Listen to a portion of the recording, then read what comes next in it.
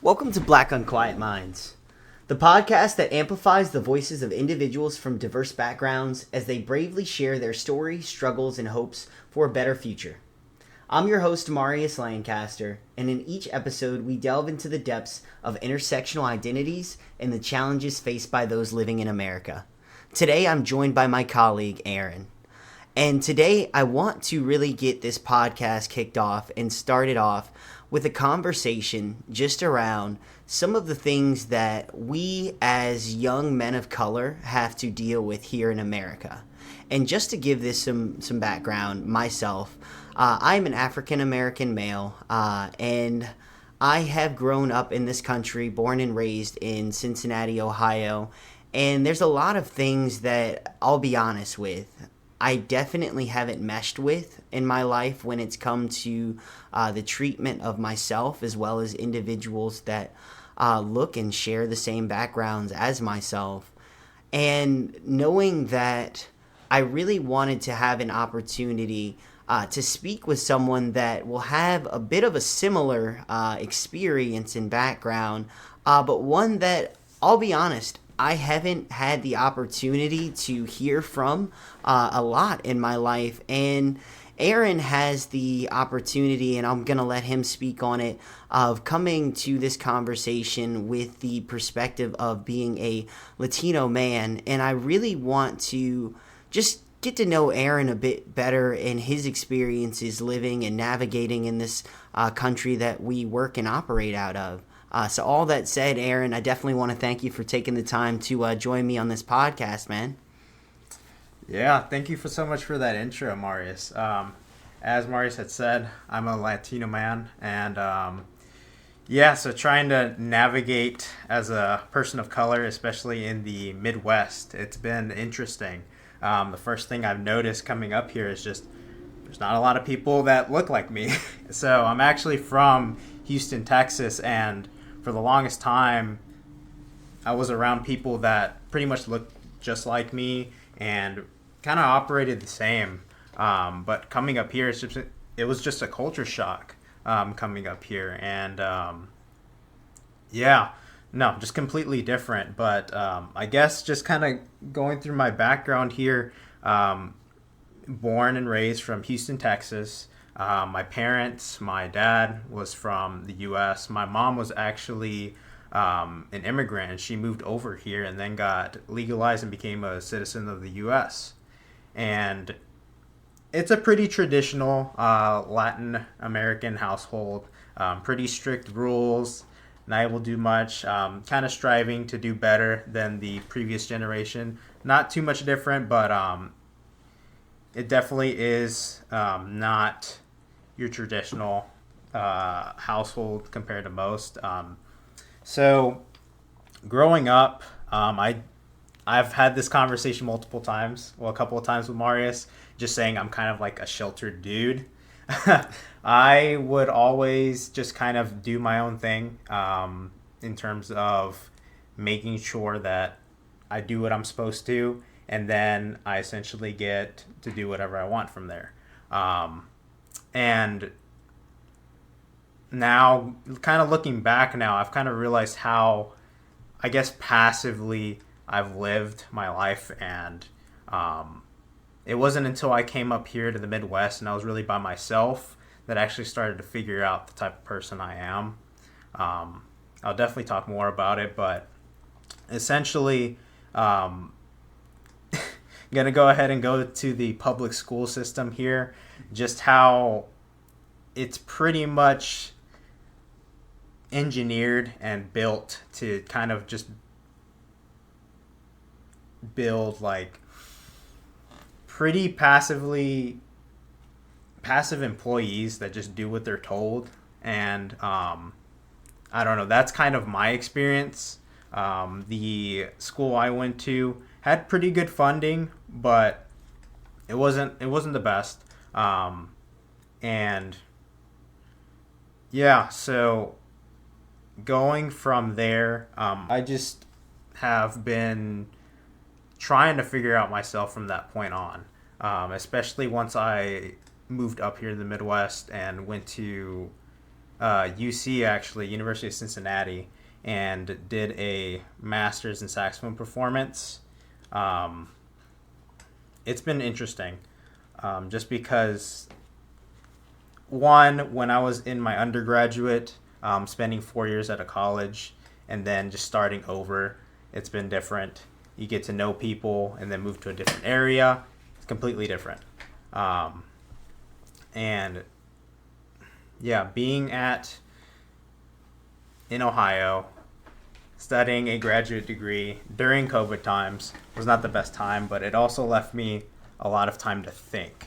A lot of time to think about different things, such as why essentially I'm doing what I'm doing.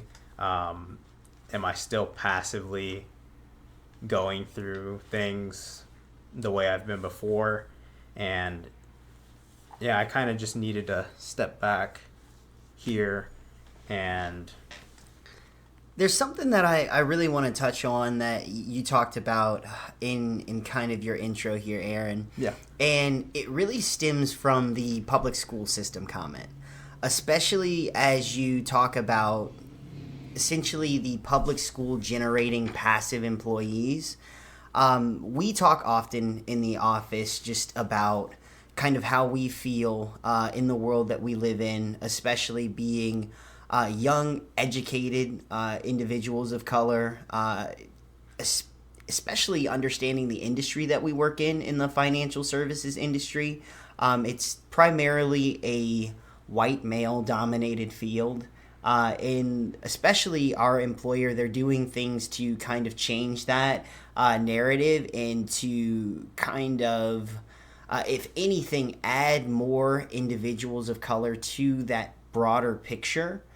But when I think about some of the comments that I've heard from other colleagues, especially management, I hear it often said that we are working out of a larger ecosystem. You know, we're just a smaller ecosystem working within that larger ecosystem. Like you said, our world tends to, specifically in this country, generate passive employees. I am going to take it a bit heavier here myself.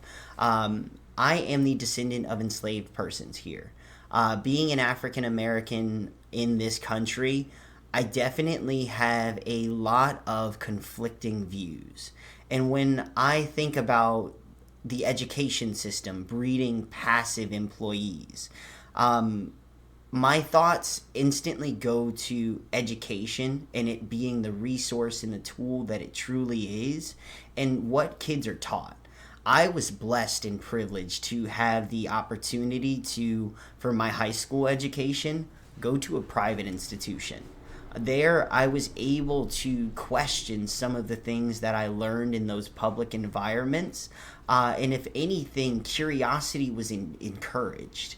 Having dialogues was encouraged. Asking questions. You know, I grew up in a family where I think a lot of us still have internalized feelings and beliefs that still stem from slavery when it comes to education, and that usually being because African Americans weren't allowed to ask questions. They weren't allowed to be curious. They simply had to do as they were told. They were slaves at the end of the day. And I think about being a passive employee and doing the things that we have to do or the things that we're told to do to get ahead, especially when I think about student loans at the end of the day. That's one thing that for me, I can't really live a normal life or talk about, everyday issues without addressing what is my elephant in the room. And for me, that is student loans. It's that financial burden that I have that I would love to interact with a world where I don't necessarily have to be a passive employee, where I can actually kind of make a bit of a difference, where I can challenge that status quo, but also understanding that I live in it, the real world. Like, I have to pay bills. I have to feed myself. I have to essentially make sure that I'm doing the things that at the end of the day will land me that next promotion, will land me those funds going for the future. And if I don't interact with the world being the passive employee that I feel like they want me to be, how can I find success? Do you, I guess, if anything, Aaron, have thoughts on that? You know, I know we talk often just about debts, finances. I mean, we work in the financial services industry. It's something that we're never going to escape, even if it's something that we personally are able to escape. It's just something that exists in the world. How do you think that others, you know, that don't necessarily have the opportunities and the mindset that we have being exposed to these things on a daily basis, like, how do you really see a way forward for those individuals? Yeah, and yeah, a lot to unpack there, Marius. With that, specifically that, just kind of opportunities for people that not everybody just gets to get to those things. It's just a matter of kind of, I guess in a sense, sacrificing and not being only self-serving and just trying to help people when you can. I feel like as a society, we've kind of gotten away from that. I'll often see it in other countries where people kind of go out of their way a little bit more. And yeah, it just feels, especially in this day and age of, you know, technology, and we were all in COVID, everybody just kind of hermits into their own little bubble there. And we're in like one of those stages where we really don't, we need to remember how to interact with each other. And it's gotten better ever since COVID kind of got away, but kind of really gave us all a way to just step back and just really rethink everything that's going on. And circling to the student loan thing, like, that's one of the things that I really do wish that the government would rethink, because I've conversated with this with Marius before, that it is pretty much a predatory thing to leave the financial future of a young, fresh out of high school or in high school student to really take those financial decisions into their hands there. Because when I was taking, you know, those loans and just trying to do my part and go through college and hopefully get a good job, I wasn't thinking about finance, really. I was just trying to make sure I got into the school and got a good education and, you know, did a little bit better than my parents. But it's like at a huge cost. I'm lucky that I work where I work and it helps, but yeah. But I think we really have to especially talk about the cost that it comes for when it comes to minorities, and especially those that are first generation. I know you talk about your mother being an immigrant into this country, and when I think about my ancestors, you know, essentially coming from former enslaved persons, I think about the opportunities that those individuals are given. And I think about essentially the way that generational wealth works in this country. We know that ultimately, at the end of the day, those with those resources are able to continue to let their resources provide more resources. You know, one of the first things that I found out about, or I guess that came to surprise to me when I started working at our company, was just what a 529 plan was. I had absolutely no clue what a college savings plan was. And one of the first things that I did when I learned about it was I actually went to my father and I just jokingly asked, like, hey, Dad, why didn't I have a 529 plan? And what he told me was, son, we sent you to a private school. We couldn't afford to give you a 529 plan. And hearing that, I think about the opportunities that private school gave me. If I continued to go to the public school that I was going to prior to everything that was happening at my private school, in public school, I was a kid that was often in fights. I was often just kind of, if anything, being a troublemaker. I was always academically gifted, but it was one of those where the environment that I was in didn't necessarily care about academics. It was one of those where we're, like you said, creating passive employees in that public school environment to where they just want people to do what they're told. They don't really want you to ask questions, to use your intellect, or actually, use the gift that you're given. And so when I finally did make that pivot into private school, and it was basically shown to me that I still had to fight, but I put asterisks around the word fight because I learned that fighting with my hands and my limbs isn't something that I could do in that environment. I learned that I had to pick up both the pen as well as my tongue to be a weapon for me, because I learned that I was still going to encounter essentially obstacles or individuals that would be in my way and that would be adversaries at the end of the day, but I couldn't do the same things that I could do in a public environment, or public school environment rather, where I was able to physically fight someone, or actually engage in fisticuffs with a guy. Like, that's not something that I could do. I had to show that I could use my intellect to, if anything, win battles, and that was a new skill that I had to learn in those environments.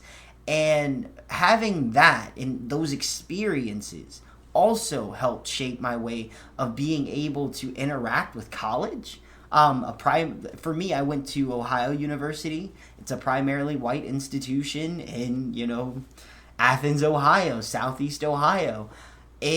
To me, being able to have that private school background, being around individuals that didn't look like me and that didn't always have my best interest at heart from a younger age, definitely helped me in a lot of regards, and gave me, though, yes, it caused for some mental health issues just dealing with how I was treated by those peers, but it gave me a perspective and an outlook that ultimately was invaluable when it came to that higher education, because I had already seen both some of the best parts and some of the worst parts of being other in these circles, where at the end of the day, there's a lot of people that would argue you don't belong there.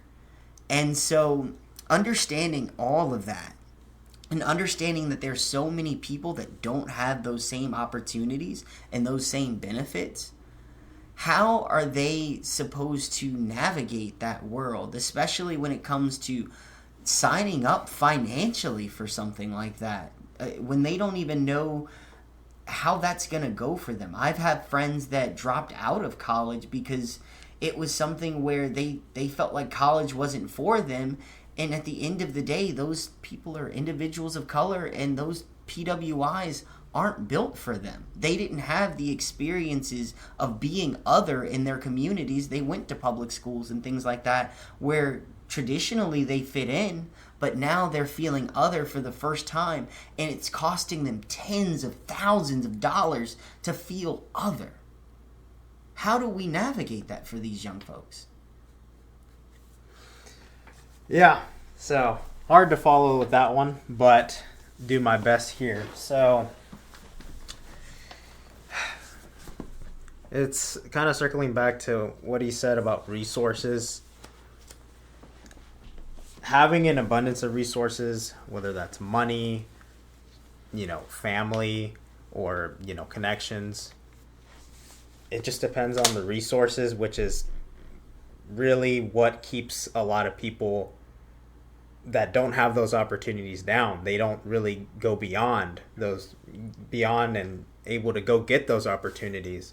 And I'm not trying to promote some type of socialist country or something, but there's clearly other parts of the US that are just better off than others, and we would come together as a country if there was a way to go ahead and just pool resources to the country instead of these select hot spots and places that earn the most profit, and kind of having that self-serving thing going on where people just kind of watch out for themselves. And you should watch out for yourself, but at the same time, like, we all live together as a society. We should be trying to, like, better everything around us, even if it's just a little bit of just helping somebody out. Going back to, lost my train of thought. It was something I actually wanted to mention. Yeah, just starting, I guess, going back to education. One of the most recent things that was passed was getting rid of the ability for people of color to kind of be able to get into institutions, and that being kind of a push, and instead them taking away. That was something that helped me get into college as well. And coming with somebody that didn't have a bunch of resources, I did with what I had, but if, having these things, like, even if it's just something as, oh, this person of color can go ahead and get into college as opposed to, someone else. It's like, it's person of color, but it's really more about people with, that don't have these resources, that lack these resources to get into these public institutions, because they're pretty much safeguarded with a select group of people to be able to get into those things. And what was that question that you said? It was how to navigate this entire thing. Instead of working hard, people without those resources really need to think outside of the system, because the system isn't made to allow people that don't have those resources to go up. It really comes down to just going outside of it, and the whole, go through school, then you get a job. That just doesn't work anymore. That's a perfect example. Like, a lot of people are now there's more of a push now for people to just not go to college and instead just kind of figure out their own thing and build their own businesses, be an entrepreneur, or find something that they like to do and just not go to college because of how predatory these student loans are. And it's like, taking out these several loans is another blockade that's just keeping people from getting opportunities. Like, how are we supposed to function as a society if people can't even make ends meet? It's just really sad that that's how things are now. But luckily, in the age of technology that we have now, people are sharing more information, resources that they have. People that probably don't have the resources that they normally would, but they have the internet, and that allows people to come together more so than before. And honestly, the key would probably be the internet. Like, before we were all connected, like, there really wasn't a way to get around. There wasn't a way to meet people. And the internet's kind of helped bridge that gap. And it's been a blessing, but at the same time, it's also a curse, because there's people that still want to keep people down that don't have those opportunities that navigate that internet. And you see it in social media all the time. I myself don't like to be on social media just for that reason. I see all kinds of outlandish things that are just intent on putting people down, as opposed to just kind of conversating and liking certain things, or just kind of interacting with each other. So that's something that will continue. I mean, That's just how things are. But with how much exposure people get now, and just the power of the voice, like this podcast, for example, like we wouldn't be able to do this if it wasn't for the internet or, you know, circumstances that have come, and yeah, I feel like, yeah, not online presence, but the connectivity of online has really helped bridge that gap. And I think it'll continue to get better as we move forward, and people hopefully become more open-minded than, shoot, 50 years ago. So lots changed since then. Now, I'm definitely glad you speak to the advent of the internet and the connection that everyone has now online. Being able to host a podcast like this and have these conversations and, essentially have listeners like all across the world hear in on these conversations. It's extremely helpful, but at the same time, there are also other actors out there that have the same tools at their disposal, and they have, intentions that are not pure. There are actors out there with malintent that have, if not the same resources, sometimes more resources, sometimes more time at their disposal. And in the world that we're moving into, where you see so much disinformation, and you see essentially artificial intelligence even popping up and becoming a part of the equation and the problem, and you're not able to disseminate what is a real human voice out there, what is a real concern. You speak to affirmative action and it being repealed with the Supreme Court. One of the things with affirmative action and it being repealed, the conversations that they were having, it actually pit essentially African American individuals up against Asian American individuals. The conversations that were had prior to around affirmative action, they really wanted to have the conversation be looked at as it was discriminatory against white Americans. But as we noticed, that's not something that our country is willing to continue to see as the problem. That there are a lot of individuals that would say, that discrimination occurs. I think that a lot of people are cognitive and aware of the fact that white Americans in this country have had, their pick of the litter of the benefits of the top for generations now. And so to say that, having affirmative action, having individuals of color being able to essentially be given an extra leg up, that's unfair. No, that to me, if anything, we speak a lot about equity in this country. To be equitable is to give someone essentially the resources that they need to be on the same playing field as you. And if you for generations have been essentially the top dog or the pick of the litter, the only thing that would make sense is for you to eventually give that individual essentially the opportunity to get to where you are. It's not like they're giving away these college degrees. Like we noted, we're in debt up to our necks because of these college degrees. They're not just giving them away for free. We still had to work for these things. And then when we get out into the job market, we still have to work there. So, yes, we got affirmative action and we're, I guess, given the opportunity to get in the door, which was recently repealed. But that opportunity to get into the door, that doesn't mean that we're going to succeed once we get into that door. Again, keep in mind, these institutions were not created with us in mind. They were created essentially with the individuals that made them, white Americans, in mind.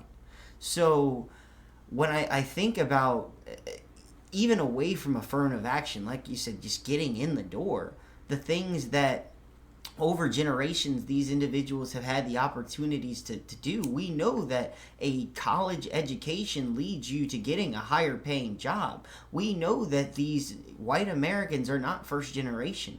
They are coming from parents who are college educated, so their parents made more money. If you make more money, you have more opportunities. Not everybody saves their money, but you have more opportunities to put that aside, to put that in a 529 plan, to save for your child's future and things like that. Those are opportunities. If you think about your immigrant mother, or my essentially high school educated mother and father, they didn't have those opportunities. They weren't making that extra amount of money to put aside for a 529 plan to take care of their kids, and to let that system, that cycle perpetuate of education and opportunity.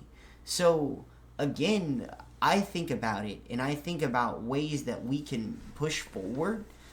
The question to me isn't letting these people into the institutions. When I think about young African Americans or young Latin Americans, the question for me is, how are we going to give them the resources to make sure that they're treated equitably in these institutions and when they get out of these institutions? Because as we know, yes, there are some white Americans that are leaving college with college student loan debt, but there are a significant amount of individuals of color, if not most or all, leaving with student loan debt. So I think about it, and it's just one of those, even if one of the ways that you want to think about a small way of kind of combating this issue, give people financial literacy. Explain to families what a 529 plan is prior to them, getting to that point of thinking about college. I had a call recently where there was a client who had a child, and he was calling in about a 529 plan and starting a 529 plan for his newborn child. These are things that, again, I can't see a client when I hear them over the phone, but I'm not ignorant to the fact that I can hear someone's voice and kind of piece together the individual that they might be. As a black man, I've had to code switch all my life. And a lot of people, it's primarily white folks in this country, they don't understand that because they've had privileges to where they don't have to code switch. They're just able to be themselves in all aspects. So when I hear a voice on the phone and it sounds like a white gentleman, I usually take it at face value. Because they're able to exist in a world where they don't have to be something else to have a conversation or to be taken seriously, and to know that those individuals have that knowledge of 529 plans, or in the process of setting that up for their young children. I mean, for me personally, someone who lost their first child in this past year, this hits me very close to home, and I really want to know, how do we provide those same resources and those same opportunities for individuals in our communities? Yeah, so going off of that, for sure, that was very well said. And he mentioned financial literacy, that being honestly one of the main things. Kind of tying that into the student loan thing, I feel like a lot of people that take these loans, especially like myself, and don't understand what financial literacy is. I mean, you can't really learn it if you don't really know what there is to learn. And I mean, I was one of the only people in my family that really went to an undergrad or just to get a bachelor's, and nobody really knew.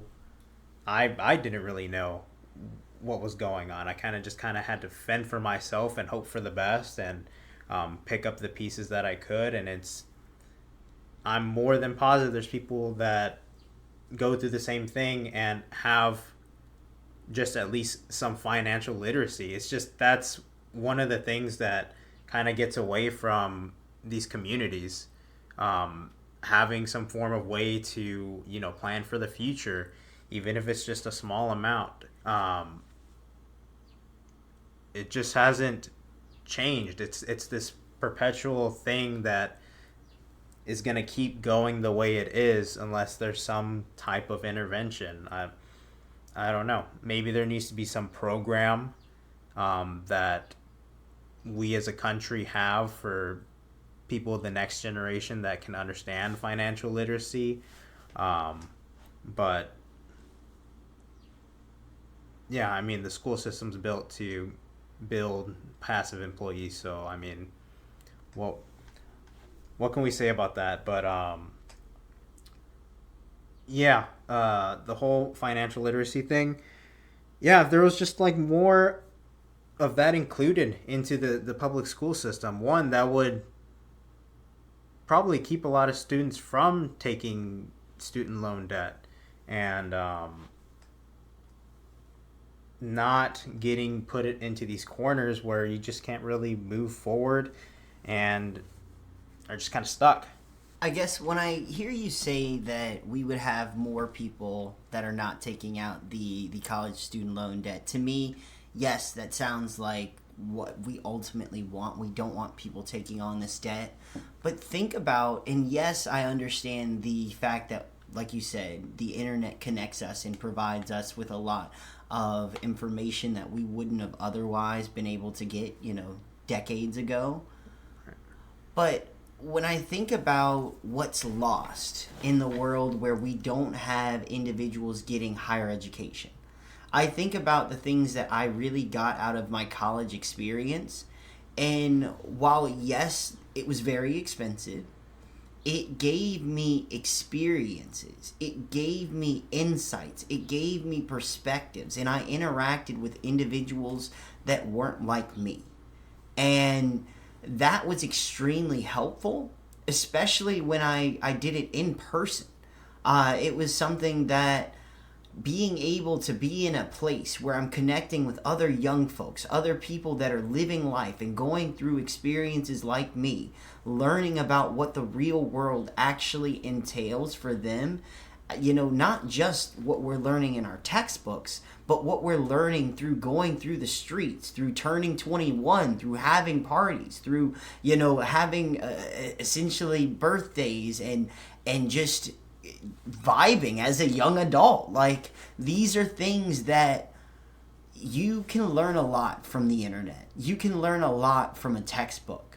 But there are certain experiences and certain things that you get that essentially allows you to come of age on a college campus, some good, some bad. But I think they all go into your identity, and they all really do make you a better, well-rounded person.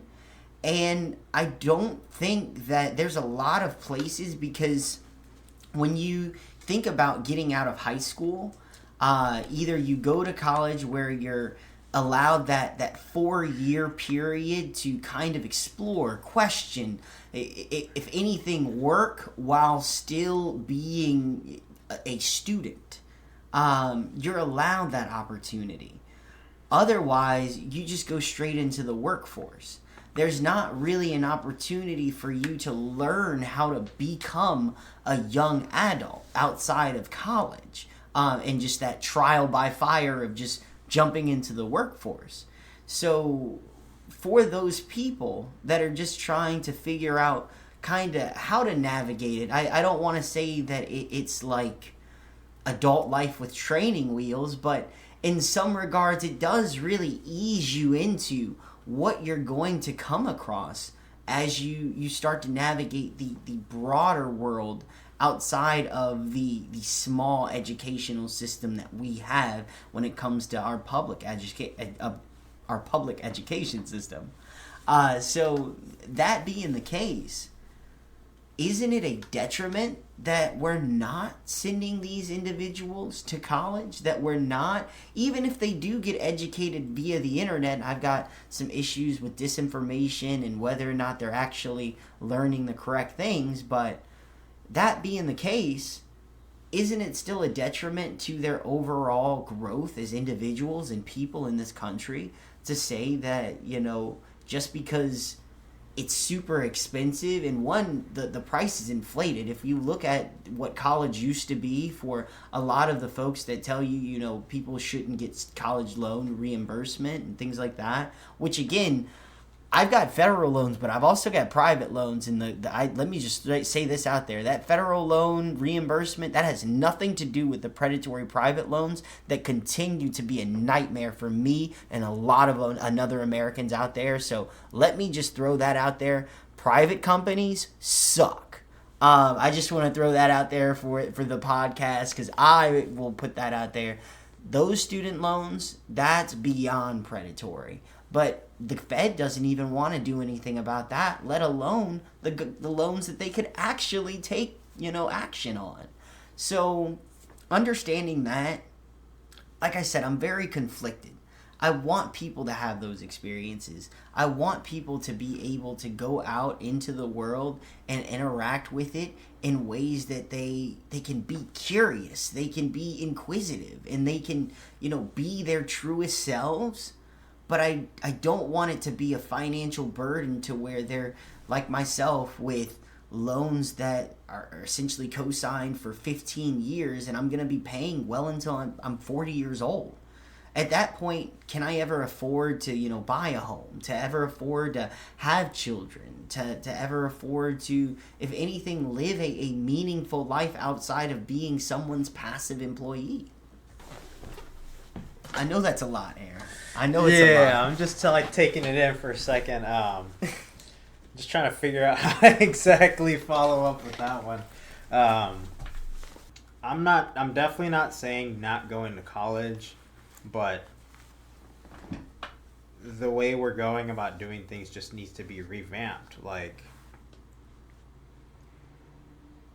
especially with the inflation and how oppressive that is, and the way things used to be and then how they've come to now. It's like and really there's not anything being done. Like, we're supposed to learn from history. Like, whatever was happening back then was clearly working because there was people with degrees and people were actually able to pay off these debts. But now you just see things on the internet, and you'll just see people that, like my buddy Marius here, like, it's just oppressive. Like, there's just so much,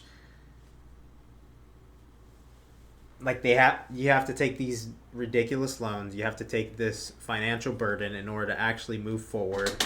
And then, like, circling back to an earlier topic, like generational wealth, like, how are you supposed to really build any generational wealth and give opportunity to a family, especially as a person of color, if it's like you take on, in a sense, the same opportunity, but it's like pretty much cut off or short-ended because of the financial burden that comes with it. Like, it's almost counterintuitive and not even to mention, like, in the event, an untimely death, what about that debt then? Like, that just gets passed on. And yeah, no, it just needs to be redone, how the way the responsibility just gets shifted onto younger people, and just kind of finding a way to give hope into after people finish colleges, especially because, before we get into colleges, we're kind of given this hope that we work so hard to really make something of ourselves and do your best, and then you get out of college and then it's just not the way it comes out to be, that it's often painted as being in the public school system. And like I said, passive employee, you basically go into whatever job and you have this debt and you just become a passive employee because you don't really have the opportunity to do anything else because of financial burden. You don't get those opportunities to do other things and spend your resources trying to figure things out. So with that being said, to really move forward as a society,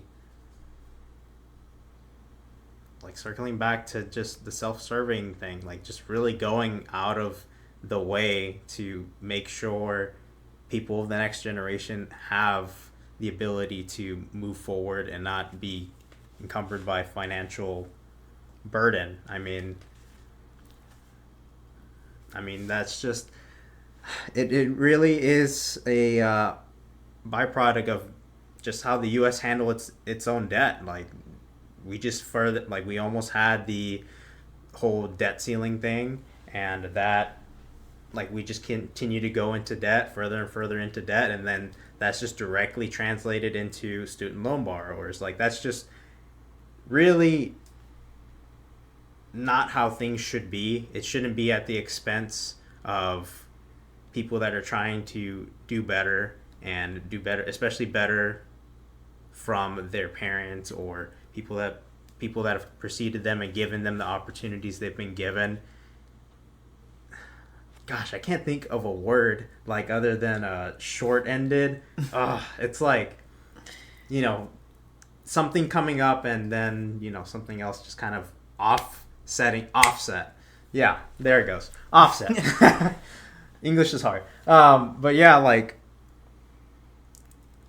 trying to get this education and then it's just offsetted by financial burden. It doesn't make sense right now. Like how are we going to move forward if this is never addressed?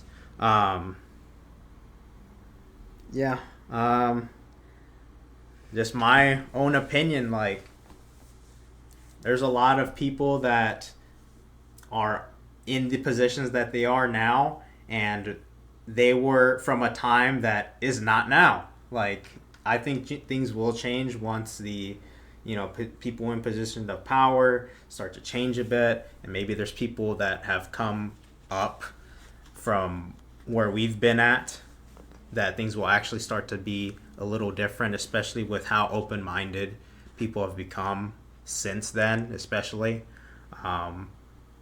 I do think this country will get better at some point, whether it's a slow or a rapid progression. It will get better. That's just how it is. Things always do get better. I do actually believe in that, even if it doesn't seem like it at times. And things will get better at some point. Yeah. If anything, Aaron, I appreciate you sharing that perspective here. I think all of us, we always need to kind of share in the fact that things will get better, especially as we look outside and we just look around and we see the things that we see happening on a daily basis inside of our communities. And I think now, with the tone in this country, it's gotten to the point where ignorance isn't bliss no matter who you are. I think there used to be a time where, depending on your background, the place that you're from, essentially what goes into making you and that intersectional identity, it sometimes has allowed and essentially given people the privilege of letting ignorance be bliss. But I think right now there's so many Americans in our country just struggling that ignorance isn't bliss for anyone. And if anything, I'm appreciative of the fact that we have a platform like this, using the internet to talk with people and to get these conversations had, because at the end of the day, dialogue is what's going to put us forward. So I appreciate you taking the time here, Aaron. Hey man, thanks for having me, and it was really nice just kind of having this kind of conversation, especially you don't get to have a lot of these, so really eye-opening, and I do appreciate it. Thank you. I appreciate it.